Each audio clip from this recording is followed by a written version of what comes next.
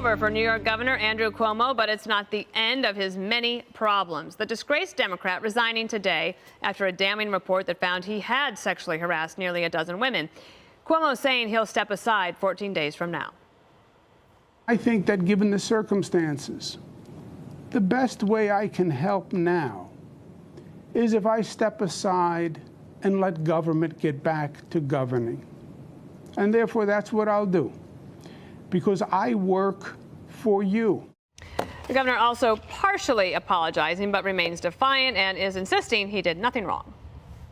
The report said I sexually harassed 11 women. That was the headline people heard and saw and reacted to. The reaction was outrage. It should have been. However, it was also false. Don't get me wrong. This is not to say that there are not 11 women who I truly offended. There are. I thought a hug and putting my arm around a staff person while taking a picture was friendly, but she found it to be too forward. I kissed a woman on the cheek at a wedding, and I thought I was being nice, but she felt that it was too aggressive. Yep. He said all that. Cuomo could also face trouble in other areas. He's facing investigations into his handling of the nursing home scandal and his pandemic book that you'll remember. Plus, prosecutors across New York are pursuing potential criminal investigations into sexual harassment allegations. Lots to cover here. This is one of my most frustrating parts, Katie, is when he said, I didn't know the lines had been redrawn. He signed new laws into place that require everybody that is a New York State employee. You have to sit through these sexual harassment videos every single year on top of the ones from the city. He signed them. And he didn't even go to his own sexual harassment training. He sent somebody in his stead. And that's part of what the Attorney General Letitia James said when she announced this report. She said he violated not only the law, both federal and state, but also his office's own policies, which, everybody has to go through this. He clearly thinks that he's above the law and above his own rules. He's not sorry for any of it, clearly. The way his sick and twisted language today, where he talked about, well, I'm going to help you and the state by stepping aside, and I actually didn't really do anything that wrong, and it's the women who are really overreacting here with their accusations against me. And then when he talked about how government operating properly is a matter of life and death, I thought that was a really sick twist on the other issue that he's facing, which is the nursing home problem. But I do think that Democrats in New York actually get off the hook here because they don't have to follow through with an impeachment and holding a person in their party accountable. And I think President Joe Biden also gets a pass because he can say, well, I called on him to resign. He has done so. But let's not forget that the DOJ dropped the civil rights investigation into nursing homes, and they aren't launching a civil rights investigation into his office for sexual harassment and discrimination, which they absolutely could do in this case. So I think that Democrats at the top are really getting a pass, and Andrew Cuomo is clearly not responsible for To Katie's point, let's listen to President Biden. This is his short comment today on the matter. I respect the governor's decision, and I respect the decision he made. Which is the same thing. He didn't say he respects him, Greg, which might have been a step too far. That was fantastic. That was just a recursive loop. The narrative, too, is like, oh, this is the rise and fall of this character, this big, larger than life, and what a difference a year makes with all these self-inflicted wounds. But none of us here put him on a pedestal, right? I mean, we all knew what he was, and Janice Dean was right there when all this stuff kicked off, and honestly, we never really thought that much of him as this was happening, but it was everybody else. It was the CNNs and the Views and the late night crap fests that were creating this myth out of this creep. And what happened was maybe he saw it coming, but when the press creates this monster, the flaws become even more visible, right? People started looking at stuff. As for the nursing home stuff, a lot of political leaders stand to gain from his destruction because they did the same thing, right? I mean, there are a lot of Democrat governors who did the same thing with nursing homes, and maybe they were hoping that this would be a way to deal with that without them having to deal with it. But he reminds me of those contests where everybody puts their hand on a car and the last person that, survives, wins the car. He thought he could outlast everybody. You know, it was like that Last Dance from Happy Days. Remember the dance contest with Fonzie? Yes. He thought he could outlast. But nope, didn't happen. He went.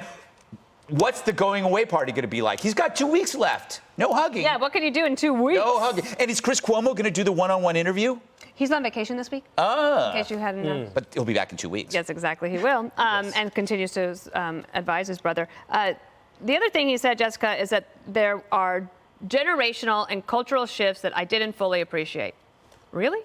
Because I didn't remember like him going after all sorts of Republicans on these very issues.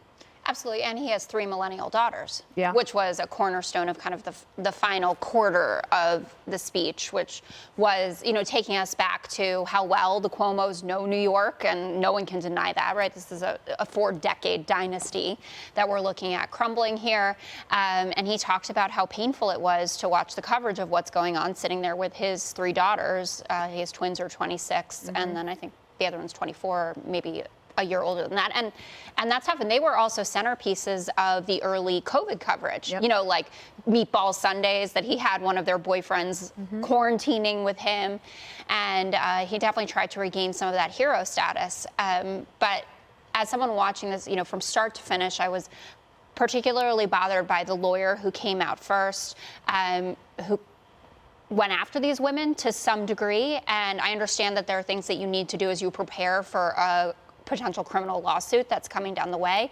But that's not good. And that's not in the spirit of what's going on here and understanding the gravity of what you've done. And I wish that someone who gets caught in one of these, and we know that people of all political persuasions have been massive violators, why don't you say that this has been a problem for generations and thank God we're being held to account? Not like times have changed and that's wrong. Say it was wrong in the 50s, it was wrong in the 60s, even maybe my dad was wrong. I'm not accusing Mario Cuomo of anything. But No. So the first the first woman to be New York governor will happen. Her name's Kathy Hochul. We'll see how that goes for her. She's got 2 weeks to prepare. Apparently she calls herself an independent Democrat. We'll see. Okay, but Will, hubris always exudes itself before the fall.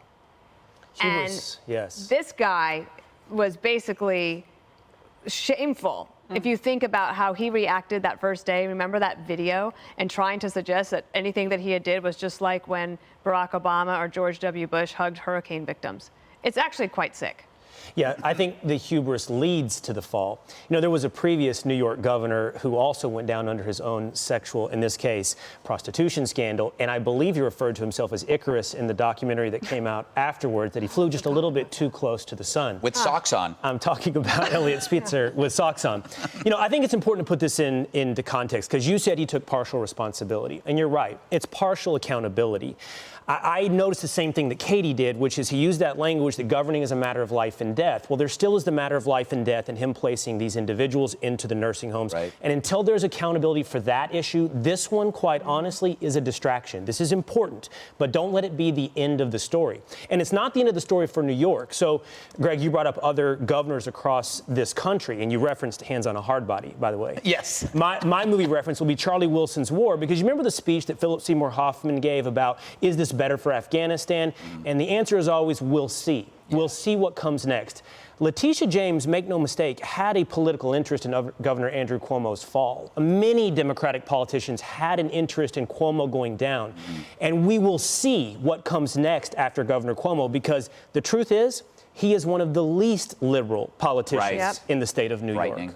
That is terrifying. So anyway, up next, new COVID mandates dividing America. President Biden blasts Florida Governor Ron DeSantis for resisting mask mandates. Hey, Sean Hannity here. Hey, click here to subscribe to Fox News YouTube page and catch our hottest interviews and most compelling analysis. You will not get it anywhere else.